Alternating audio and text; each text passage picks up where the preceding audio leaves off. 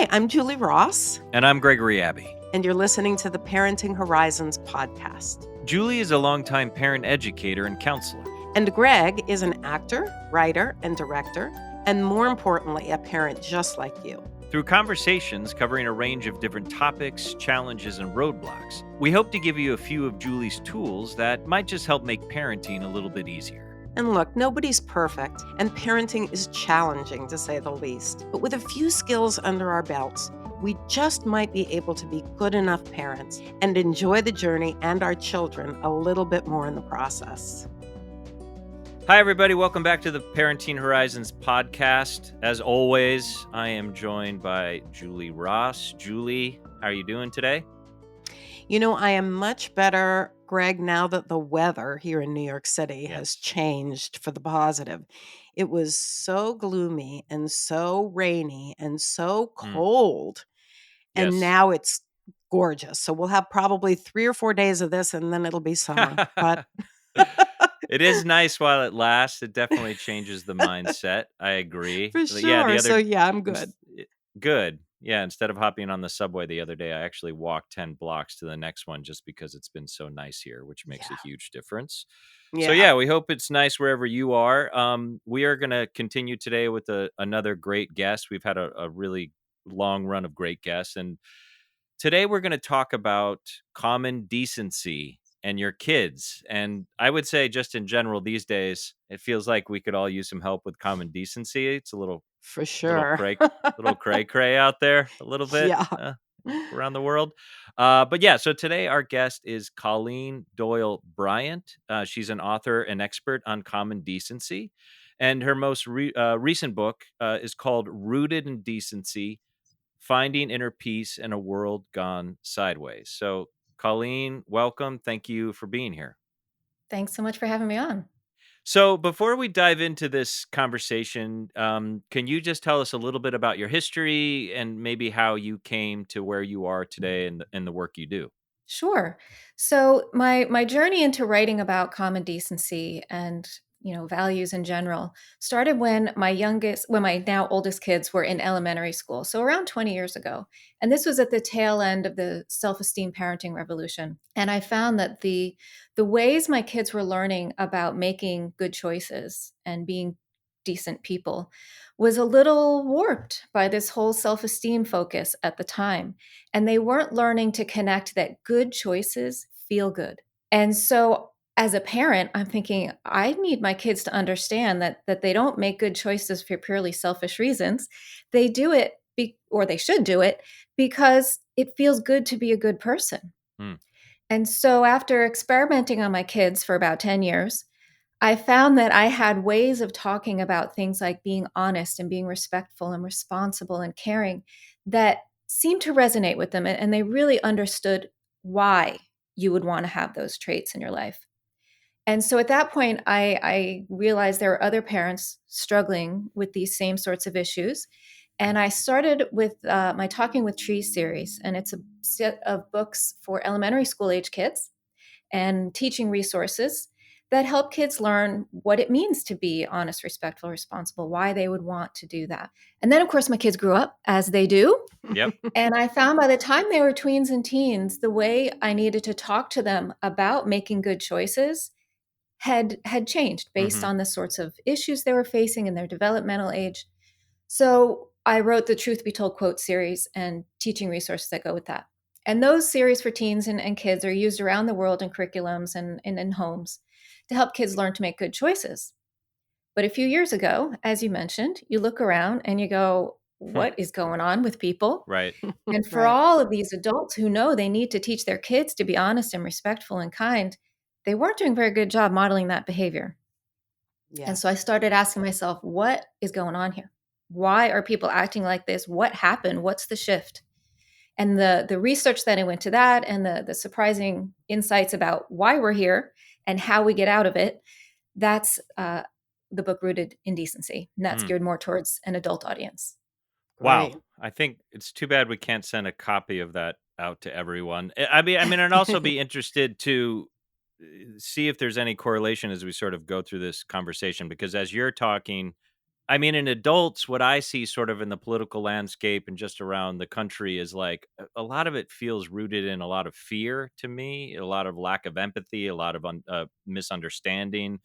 I don't know. You do talk about empathy. I do want to just dive in. So I took some talking points. You have a lot of them.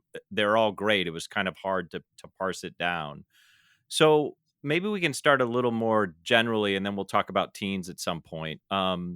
You talk about the four common myths about honesty that make kids lie more. So why do kids lie? Why do they do that? Well, the main reason kids lie, especially at an early age, is to protect themselves, to keep themselves out of trouble. Sometimes it's to make themselves look good. Hmm, Sometimes it's, I mean, they lie for the same reasons adults lie, and it usually has to do with getting something we want or making ourselves look good or protecting ourselves from trouble. But there are myths about how we approach teaching kids about lying that can actually encourage kids to lie even more. And if I'm gonna go through them kind of quickly, and then we can talk about maybe some strategies for great, dealing with that. great. One idea is that, oh, kids will just grow out of it. You don't need to mention lying. You don't need to address it. Just wait it out, and it'll Mm, get better. A second one is punish it harshly. And that'll just shut it right down. mm. That one actually is not good. That one Right. tends Yeah, to make that's them more bad. clever liars. Yeah. Another one is, oh, ignore it. You don't want to make them feel bad. If you call them out for lying, they'll feel bad about themselves and hurt their self-esteem. And Mm, the last one is, oh, well, what do you do when they lie because they've done something wrong? Do you deal with the thing they did wrong, or do you deal with the lie? And all of these myths have to do with, do we talk to kids about lying? How do we talk to them about lying? And the way we go about that determines whether they come to value honesty Right. as opposed to just learning don't lie because you'll get in trouble. So it's funny. I have three kids, 14, 17, and 22. And my 14-year-old, and luckily she never listens to this and probably never will, so I'm going to use her as an example and then maybe get your advice in this real world situation. So of our three kids, she's the one that kind of white lies a lot, and it's been something we've started to pick up on. And in terms of how we talk about it with her, we've just tried to address it, out of curiosity, which is something that Julie talks a lot about in her work, and we talk about all the time on this podcast. Because in a way, it was kind of confusing. Like, why is this going on? And sort of catching her in these sort of white lies. And I think it was based around a lot of times like wanting to be seen as a good kid, not wanting to get in trouble, although we weren't like necessarily super punitive parents. But I think we started to approach her, and we're just kind of wondering, like, why is this going on? Why are you doing this? So yeah, I guess a question is, if you feel like with my daughter, if that's going on, how do you approach it? I think there's others. We did have one circumstance that had to do with my wife's office, which she went there with her friends, and there was some lying around there, and that was she was in it when she wasn't supposed to be. So that circumstance had a more we felt like that circumstance had a consequence because maybe it deserved one. So I don't know. I know I've said a lot. So I guess my first question would be, how do you approach it if you're finding that with your kid? And I'm assuming there's situations where a lie, each circumstance is different. So do you deal with it specific to the circumstance? Yeah. So, well, one first thing I'm seeing is that some of this idea is, well, I mean, it's not that big of a deal. Maybe we don't really need to call that out. And there's a difference between calling it out and punishing it. Hmm. So they kids need to understand there's a time for a story. There's a time for embellishment, there's time for entertainment, and there's time for spin even. But there are times you need facts, you need truth. And we need to help them understand the difference between which one is appropriate in what circumstances. And there's reasons for that. So we're not teaching them to be truthful just to be, I don't know, these like, I'm going to make you miserable parents. That's not why. Right. We need truth, one, for safety reasons. We need sure. to know what's really going on in their lives. And if we set a precedent that we don't mind, we won't mention it if they tell these white lies, if they spin things in a way that makes them look good, because one, it tells them they have nothing to lose by trying to deceive us. Hmm. And the second is it shows them that you're okay with them telling you what you want to hear. Mhm. And when they're teenagers, this can be a pretty dangerous precedent to be in place, because you don't want them in the mindset that they can just go do whatever they want and they might as well try and lie and cover it up to you. Mhm. Right. You also don't want them thinking that if they're facing a difficult situation, that you'd rather they told you what you want to hear. So we saw recently with all these studies about mental wellness in teens, one of the things that really struck me is that when they asked the teens, do your parents know what's going on? I mean, you're facing real significant emotional issues here. Do your parents know what's going on? And they would say, no, they don't know. And I have no intention of telling them. And so this is one of the reasons it's really important to help kids understand you as a parent value truth. You would rather know the cold, hard, ugly truth so that you can be there and love them and support them than being willing to play along and let them spin it however they want to. So I imagine that this requires a little bit of finesse on the parents' part because there are certainly things kids do that where parents have to set down boundaries and have to provide consequences for certain behavior. But if the consequences are too harsh, then that just shuts the child down from telling the parent what's going on and creates a situation in which they don't want to get caught. They just become sneakier. So, what would you say to that? I mean, I know in my practice, I differentiate between punishment and consequences. And I think a lot of parents don't really understand the difference between the two. So, would you, tell us a little bit about, how do you set boundaries around behaviors that are inappropriate while still keeping them communication open with a Mm. child? Yeah, so one of my favorite techniques for this is that a consequence is there to teach a lesson.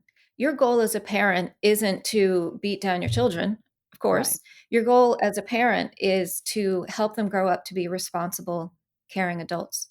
Hmm. So when we're talking about consequences, it's about helping them learn that their actions have consequences, and Hmm. that they're the ones who are going to live with either the joy and the reward of good choices or the pain and negative effects of bad consequences of bad choices. So I love to have a consequence that suits the lesson you're trying to learn. So one example of this, one of our kids was prank calling a neighbor, and the neighbor figured out who it was and informed me about this. And the consequence I came up for our child was, you need to go knock on their door, look Hmm. them in the eye, and apologize. This was about the worst thing I could ask of this Of child. course, of This was course. a shy, Mortifying. conflict averse child. And and interestingly, his response was, couldn't you just take my phone away for a week? Mhm. Right. Mm. So the point was, hey, the lesson in this isn't to punish you and make you feel bad. This is to help you see that your actions have impacted somebody else. And Right. how can this consequence help you realize next time you're thinking about doing something like that, how am I impacting other people with my behavior? Well, and one of the talking points, I feel like this is connected to what you're saying, is why is empathy an essential skill for a child's future success? And just as you're kind of telling that anecdote, and I have 3 kids too, it's kinda like, and it's sort of why a lot of this online bullying goes on, because it's not anything that's face to face. I think the idea that you make the child actually go and actually have to look the person in the face, makes this like a real intimate situation. And is that the idea when you talk about, is that an example of sort of how empathy is an essential skill and that's a way for them to develop it? Yeah, I think you make a great point in that technology puts a distance there where teens like to exert their power. They like to figure out their identity and they like to feel strong and powerful. And there's different ways you can go about doing that. You can do that by putting other people down, or you can do that by cooperating, lifting other people up. And there's this moment, I think, in a lot of teens' lives. I see it happen mostly around eighth grade, where they're really, especially girls Mhm. get pretty nasty in eighth grade Yes, they do. because they're They're exercising their power. Who am I going to be in the world? And I want to be strong and powerful. And so some of the social media stuff is them having dominion Mhm. over people. And so empathy is important throughout life because it's about perspective taking. It's about understanding where other people are coming from. And that's an essential skill for any relationship, whether you're talking about your spouse or your coworkers, your teachers. Understanding how other people are feeling is how we negotiate all of our lives and Mhm. our work and everything. Julie, can you talk a little bit about, because I feel as Colleen speaking, what I'm really thinking about is kind of the Uber thing we always talk about on the show is how do you keep an open line of communication with your kids? I think the easy one is drugs and alcohol because it can be kind of a frightening circumstance, but how do you talk to your kids about it so that they feel that they can come to you? Because if you shame them, if you come too hard, if you're too punitive, then they're just sneaking around. So because who wouldn't? Because you're like, "Oh crap, I'm going to get Right. in trouble." And it's confusing because you're upset and maybe even angry as the parent. So can Yeah. you both speak to how you keep that line of communication open when you've caught the child in a lie or something like that has occurred? I mean, for me, what I would say, Greg, I think it's such a great question. I think I think the bottom line is that when you address your children about anything, getting to school in the morning, lying about something that they, did that was wrong, that in spite of our impulse, which may be to show our anger, our frustration, our disappointment. I think in order to keep the lines of communication open, we have to respond in a respectful way. That this is not about who they are. This is about something they did. And, we all make mistakes. And so keeping our tone of voice and our body language calm and respectful, being honest and to the point with them about what we heard, found out, found in their bedside table drawer, whatever that may be, to say, listen, and we've talked about this on the program before, keep it short, keep it honest, and keep it respectful. Because if a child feels like you're behaving toward them in a derogatory way, shame never fixes anything. Shame is I mean, it is the least effective thing that you can do in parenting is to try to shame your child. So it requires a little self-control, I think, on the part of Mm, the parent. We can't be responding to things as if it's a call to 911. Now, that doesn't mean that what they're doing isn't dangerous in the long run, but unless they're actively dying or bleeding or having a seizure in front of us, we have the opportunity to take a step back to think about how is the most effective way that I can communicate around this so that they understand the point, they understand those boundaries and consequences, and that it still keeps that line of communication open. Because if that line of communication is cut off, we don't stand a chance. If we don't know, we can't do anything about it. What would you say, Colleen? I absolutely agree with you. And to build on what you're saying, the difference between shame and actions and consequences is the key. Yeah. Because and let me explain some of the difference, how psychologically how we process the two, so you understand why this great. is so important as a parent. So we humans have evolved to have an instinct to care and to not cause harm. It's part of our evolution into being a social species. And so when we see harm, when we see an action causes a consequence and that consequence is harmful, we have biological reactions in our bodies, chemicals that release and whatnot that make us go, "Ooh, that's bad. I shouldn't do that. I should change my action and prevent that harm." So in psychological literature, we call this, using the guilt side of things. Like, oh, I did something, I feel guilty, I feel remorseful, I should take action to change that.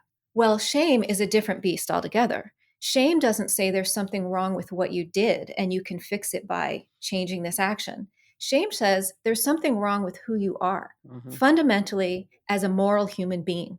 Mm, Well, that's not something people can fix very easily. Right. And shame is also a way of saying you're unfit for society.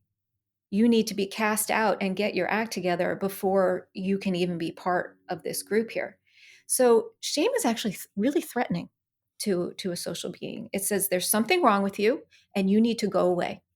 mm. So people react really, really negatively to shame, either internalizing it and damaging their sense of self-respect, or they get angry, they shut down, they withdraw, they push away, and they turn toward people who won't shame them, people who tell them they're fine just the way they are. Yeah. Mm. So if you as a parent are dealing with your child having friends who are a negative influence, if you shame your kid, you're pushing them right into those other kids' hands who are going to tell them, oh, there's nothing wrong with what you're doing.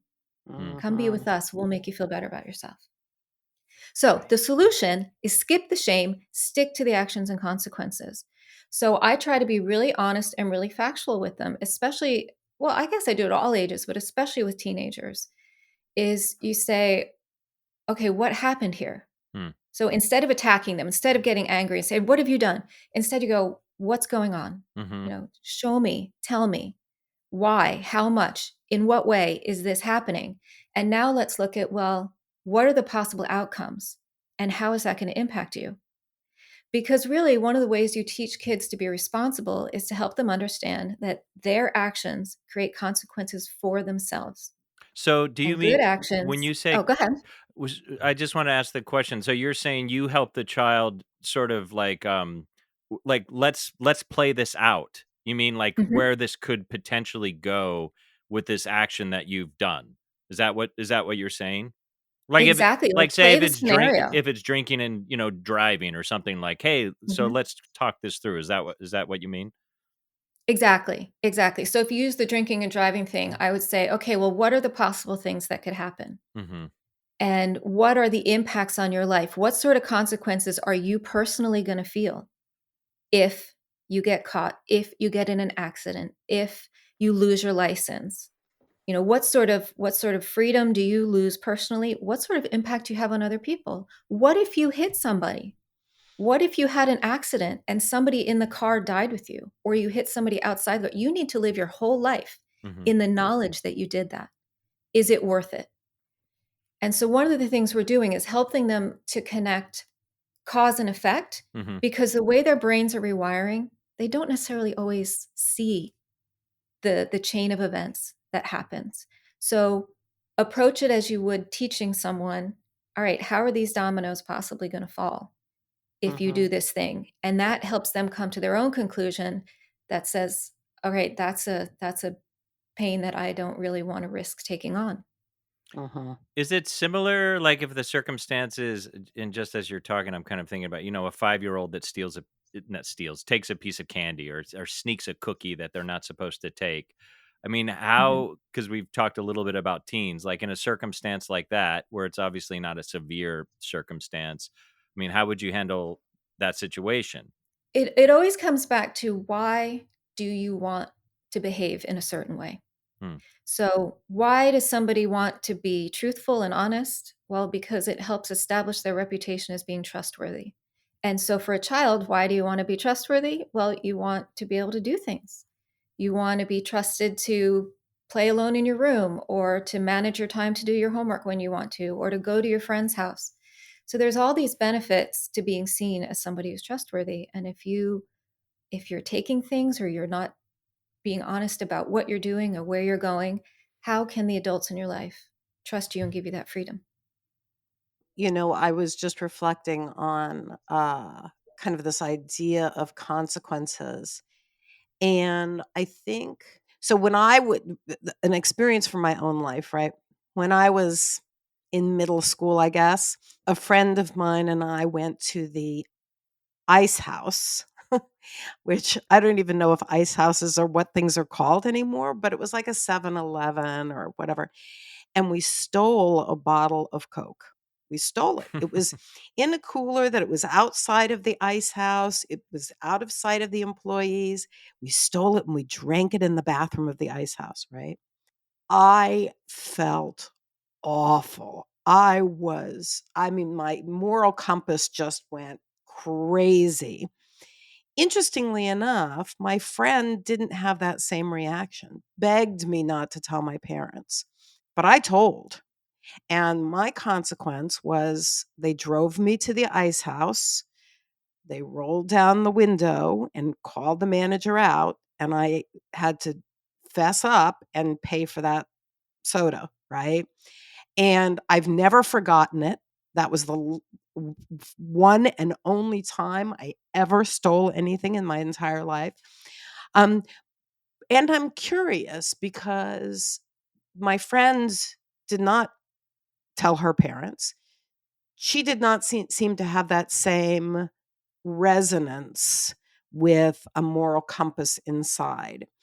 And the kind of tangential to this, but I think connected, is that I think for a lot of kids, the moral compass is still developing, but also, like Colleen, you were saying about, um, you know, let's think through what might happen if you drink and drive, right? Developmentally, kids are, they just feel like they're so egocentric. They feel like that'll never happen to me. That happens to other people, right? That there are those kinds of natural consequences. That's not going to happen to me. So I wonder if you can kind of speak to the two. I mean, and I'm sure it's not just two different types of people, but the two types of people that I described in my story, which is one with like a crazy moral compass and one with kind of no moral compass, but maybe appropriate for that age. How do parents navigate that? Hmm. Well, it can feel kind of dicey. And having four kids, one of the great things about that is you find the whole nature versus nurture thing. Nature is strong, Right. and we can raise all four exactly the same, and they will react completely differently to the Yeah. same situation. So I had lots of practice in figuring out which tactics motivate each child. Mhm. So, we had one child who was super, super sensitive, wanting to do the right thing, took it really hard when they didn't, to the extent that any sort of criticism could feel devastating Mm. to that child. Yeah. And we had another child who like kind of rolled with stuff and was like, it'll be fine, like what are you freaking out about? But they each had something that resonated with them. And even the child who was less likely to, express guilt or remorse externally, you could see they still felt it internally and maybe for different triggers. Mm. So, and I'm going to use they's just, I don't like to reveal what each, who did Sure. Yeah. stuff, Yeah. right? Of It's not course. really fair to my kids to like reveal their lives to people. So we had one child who maybe didn't seem like they were upset about something or couldn't quite grasp that that consequence could impact them personally. Hmm. But when I communicated it in different terms and said, well, listen, this thing you want to do, it doesn't affect just you. It also affects your family. Hmm. Like if you got caught or you hurt somebody, let's say we use the drinking and driving example. Right. I said, let's say you got in an accident and you hurt somebody, and then those people sued our family, which is normally what happens. Sure. Well, your siblings could lose their college savings if Hmm. we have to pay in a lawsuit. And that switched it, right? Hmm. That made it seem like, oh, it's not just about me. I'm Right. Right. connected to other people, and the things I do have these ripple effects beyond myself. And that is what resonated with that child, and phrasing it not just in terms of how her life would be infected, but how she would be affecting people she cared about. Well, it's like Julie said. So kids are egocentric. It's hard for them to see outside themselves. And it seems like that's just another way of playing, let's play this out. And also in a way of creating empathy because you're asking the child to kind of, think of other people in the circumstance. Yeah, it's funny that you say that because I have 3 kids too, and I think it is circumstantial depending on your child, and that can kinda shift things. I mean, I just wanna share this story about my child in my wife's office just because it's kind of a funny circumstance and how so for this child in particular, when you talk about sort of being aware of each one, for us, it feels like she's very frightened, or she's very concerned about not being seen as a great kid, because there's some things she's told white lies about that make no real sense. And it's, again, like, we're not super punitive necessarily. So, but again, it has been about getting curious, and even between my wife and I, like, first of all, like, what's going on here? And so let me walk you through this scenario and just see if you would do anything different, because I know we haven't handled this great all the time. It was easy with this office thing. So my wife hasn't, she's a psychotherapist, has an office, which is essentially a one-bedroom apartment. And our daughter wanted to start taking her friends there to just hang out, like, after school, which already was like, "Oh, let's see how this goes." And she did it a couple of times. And then on this particular night, I forget the circumstance. I don't think she was supposed to be there. We couldn't find her, or she wasn't picking up her phone. Now, we personally don't track our kids. It's not something we really believe in. It's kind of like trust till trust is broken. We've just have never done that. But for whatever reason, at some point on my text, something had gotten switched where I could see the location of her phone. And we couldn't get a hold of her. And my wife and I were on the way to the movies. So I was like, you know what? Wait a second. I think I can see her. And so I pulled it up, and I could, and she was at my wife's office. So I called her, and she finally picked up, I think. And I said something like, "Hey, what's going on?" And she basically made up an entire lie about where she was. Now, we knew she was in the office. So I actually screenshotted the location just to have, and my wife and I talked about it. Like, should we go there now? How should we handle this? Like, we were on the way to the movies, and we thought, you know what? Let's not. Let's go to the movies. We'll let her have her night. And I think we even said, like, let's talk to her about it in the morning, because we knew it would be late when she got home. And, like, do we want to do this? And, like, let's give us a chance to kind of digest this, which I think is something Julie was talking about too, is like, as a parent, how do you take time? How do you think this through so we don't come in guns a blazing and going you, which is another thing we talk about, is like, how do we keep it on ourselves? What are our concerns? But it was really funny. So we go to the movies, we come home, and our daughter comes home at some point, or maybe she's already home. But she comes out and she says, "Hey, do you think I could use the office tomorrow?" And I just looked at my wife like, we should address this. So we had her come in. This is the power of the lie. So I kind of walk her through the scenario. I say, "Listen, we couldn't get a hold of you." And I said, "Mom and I don't track you because we don't believe in that." But I was able to, for some reason, I had it on my text anyway. So I said, "We know you were at the office tonight."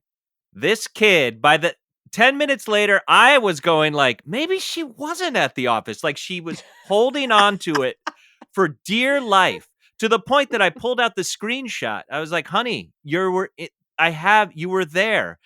But it took almost 10 minutes, and she finally broke. And we weren't like, "You're in big trouble." We were like, "What's going on? What's going on?" And she finally said, "Okay, I was at the office with my friends."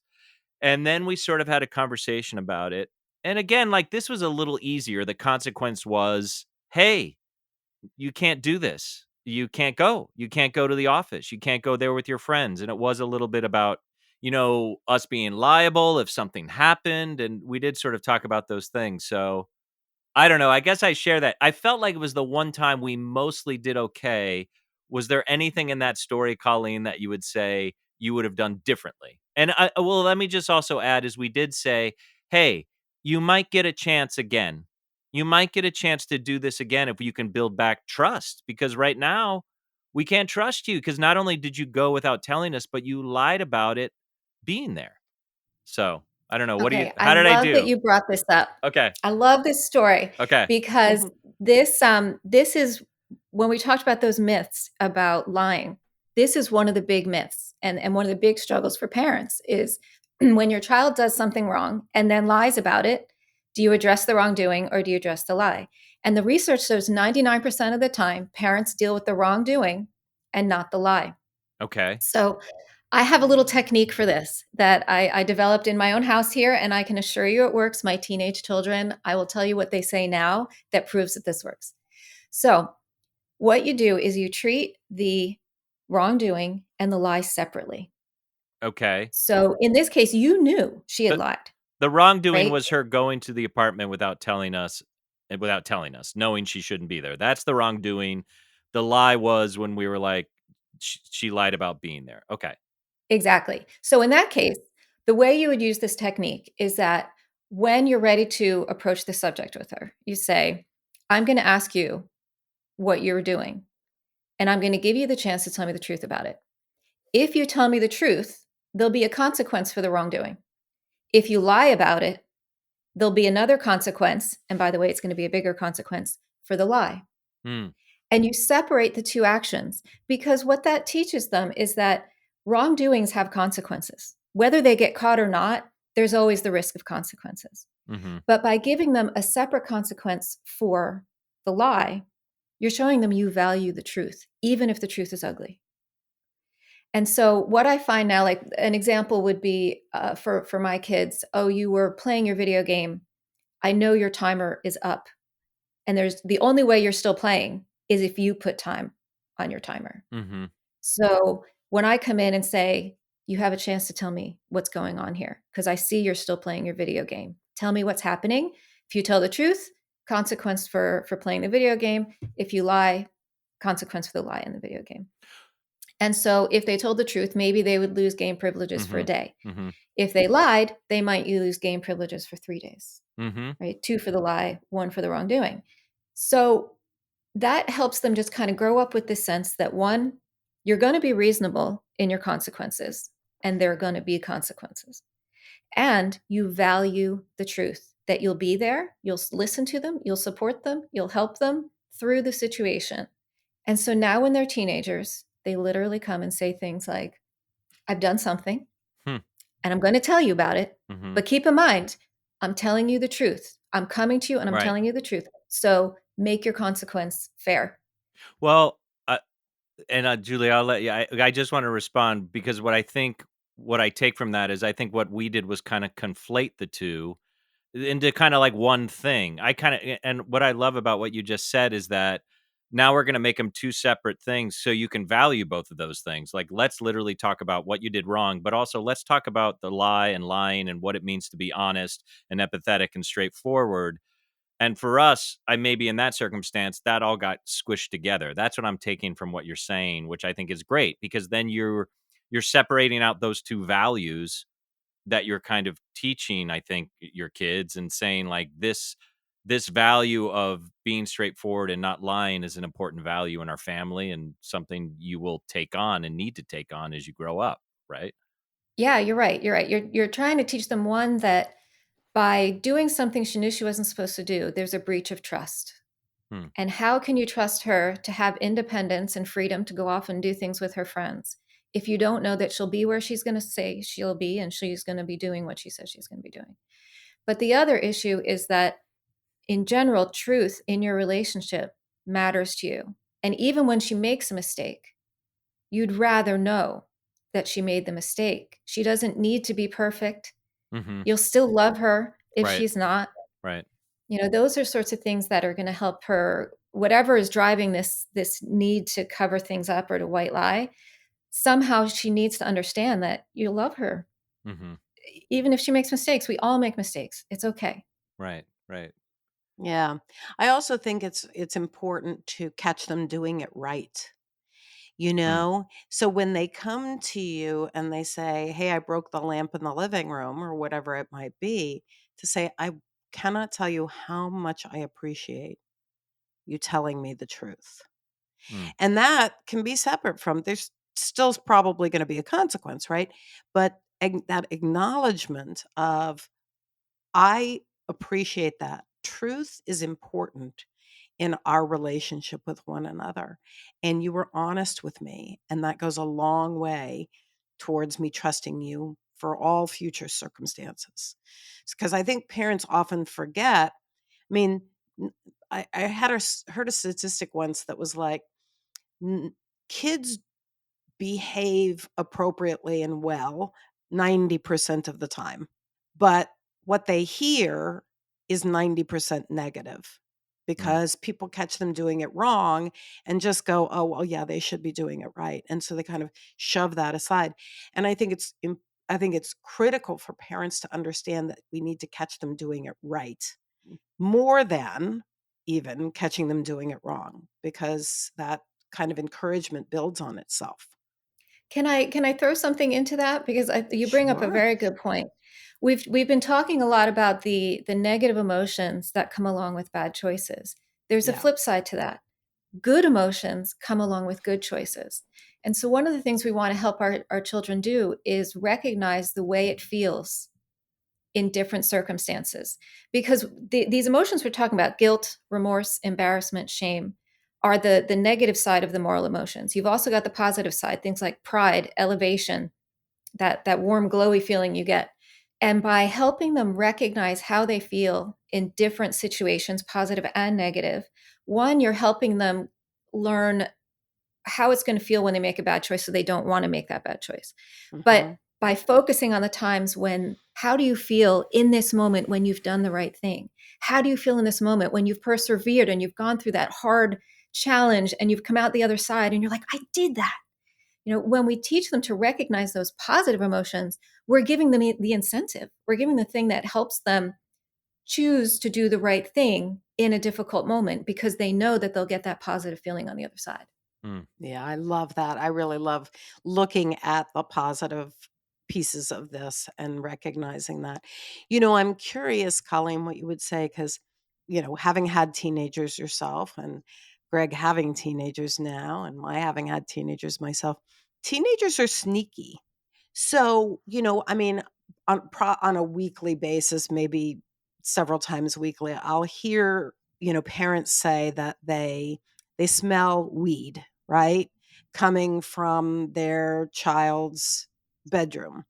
And they go in and they say, I see that you're high or that you've been smoking weed. And the kid will outright deny it, much like Greg's daughter outright denied it. But there's no evidence. Greg had a screenshot. There's no evidence except the sense of smell, right? So they can search the kid's room and they're not going to find any paraphernalia because kids are sneaky. And so I'm curious, like, I mean, I know what my take is on it, but I would like to hear what your take is on, when a kid is outright denying and you don't really have proof, but you have proof. Mhm. What you heard or saw or smelled or whatever. Um, how do you manage around that? And these kids can get really intense, right? They can be like, I can't believe that you don't trust me, blah, blah, blah. Yeah. Sage had me doubting myself by the end of that conversation. I'm looking at Ginger like, They're maybe she wasn't there. I know they're sneaky. Yeah. Yeah, Yeah. but you had a proof. You had a I screenshot, did, right? and I still started doubting myself. So they can be Yeah. Well, convincing when they're up against when their backs are against the wall and they're about to yeah. get in And trouble. sometimes even if you don't have that certainty, you're pretty sure. Hmm. And so Yeah. I have something I use in either one of those circumstances, which is you leverage the fact that their bodies are reacting to what they're doing inside, even if they're not showing it on the outside. Mm. So, psychology shows us they can measure this in people's bodies. When we lie, we feel a twinge of distress. There's part of our brain that lights up and makes us uncomfortable. And either way, these moral emotions, guilt, remorse, embarrassment, shame, they happen whether we want them to or not. And we may try to suppress them, we may get used to them, we may get conditioned to them, but they're in there doing their thing. So, what I would do to the kids in that circumstance is say, you know what really happened here. Even if I don't have proof, even if I can't be certain, Mm, you know in your heart what happened here. And you need to ask yourself what kind of person you want to be. Mm. Is this the kind of life you want to live? Is this kind of person you want to be? Are these the kind of consequences you want to create for yourself? Because at the end of the day, good, bad, and ugly choices, good, bad, and ugly consequences. And it's you're the one who's going to have to enjoy or suffer, not me. Right. Well, and I also think you talked a little bit about even in that circumstance. I think you could talk about the potential consequences. Like, let's say it is weed, and they're in denial about it. You could talk about where that might go. You could talk about Julie talks about all the time about how important it is for you to keep it as an I statement, I statement to say, I feel worried.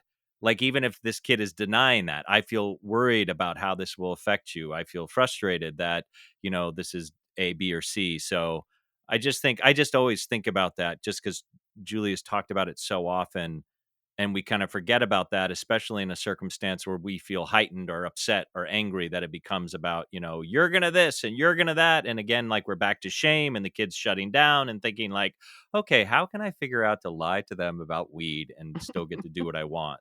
Because F them, Yeah. or I'm going to, go to my friends who are, Colleen, like you said, are validating me, Mhm. you know?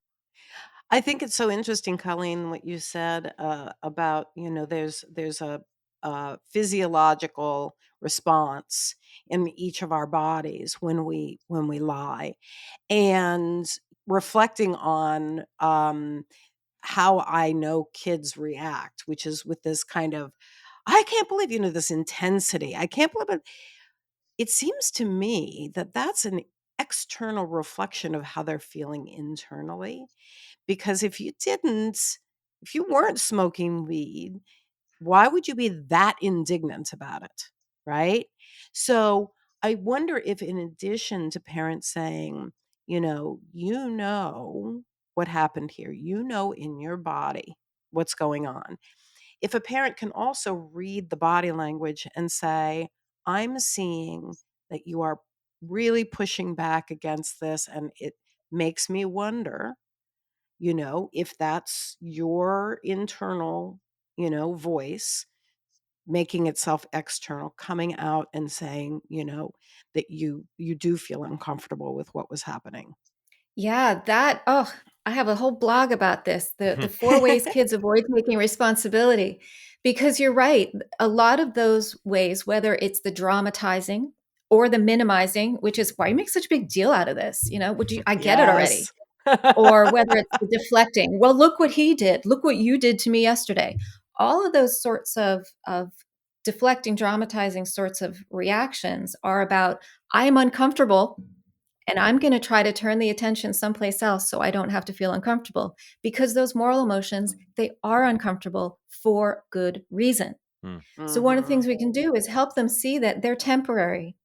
Those moral emotions are there to give you a piece of information so you know which actions to take to get yourself back to feeling good. It's a path. It's not a permanent state. You don't have to avoid Right. them. You can just gather the information that they have to offer you to figure out how you can choose, how you can right or wrong, how you can do something differently. I love it. I love it. Okay, so we can wrap up. I have one last one though, because, and you may have already said it during our conversation, but Julie and I both read this on your on the website or wherever we found it. This was on your list of questions or discussion topics. So we both were like, "Wow, we really have to ask about this one."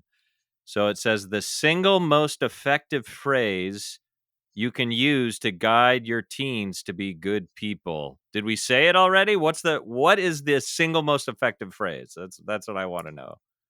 The single most effective phrase to help your child become a good person is think about what you really want and whether what you're doing is going to help you get there. And this is actually really good for us as parents also, because in any situation we might be caught up in the emotions, sometimes anger at our own children, or in the case of the teen, they're caught up in the thing they want right now. But when you teach them to pause and think, well, what do you really want? What do you want Mm. from the situation? What do you want from your life? Is this helping you get where you're going? And I know this is important, in part because my daughter, who's now 20, told me this was one of the most important things I ever taught her, because she went off to school and she had roommates and new students with different sorts of personalities and professors. And she would find herself in these different conflicting sort of moments. Hmm. And she said, I knew to pause and ask myself, what do I really want in this situation? What's the resolution I'm looking for? What's the opportunity I'm trying to work toward? And now what do I need to do to get there? And so it shows them they have control over their own lives. They have Hmm. control over their own actions and the way that they can create outcomes for themselves. And it helps them pause for a second. And instead of being caught up in the now, to link those bits in the Mm. chain. Can you say it one more time again? Just say this because it was so clear. Say it one more time for our audience and me so I can write it down. Think about what you really want and whether what you're doing is actually going to help you get there. I love that. I love that. So, I mean, we usually that seems like a great one to go out on, but I do Julie and I both ask our guests when we've had sort of these longer conversations, is there one thing that could be the one thing, but is there anything else like if a parent took away one thing from this conversation to hold on to in terms of talking about your kids about honesty and lying and what it means to be to have decency, um is there something else you would add? I would say as parents, as human beings, really, if we can refocus ourselves on building self-respect instead of self-esteem. Hmm. Mm. There's all this focus on self-esteem today and whether a kid has good self-esteem. Self-esteem is this somewhat vacuous thing of like, do you feel good about yourself? Hmm. And Right. what you feel good about, on what criteria? What you have a lot of likes on your social media? It's something external where we've created this concept of self-esteem that somebody can give it to you and somebody can take it away from you. Hmm. Mm. Self-respect is something different. Self-respect is something we earn for ourselves. It's an awareness inside of ourselves based on the evidence of our actions. Have we been honest, respectful, responsible, compassionate? Have we made choices in line with what we know is right and treated ourselves and other people well? And based on the evidence of our own actions, we say, yeah, you know what? I have done the right thing. I've done the hard thing. People value me for the type of person I am. That's something that's much more stable and lasting no matter what's happening in the world around you. And people can't take that away from you because it's there in the evidence of your own behavior.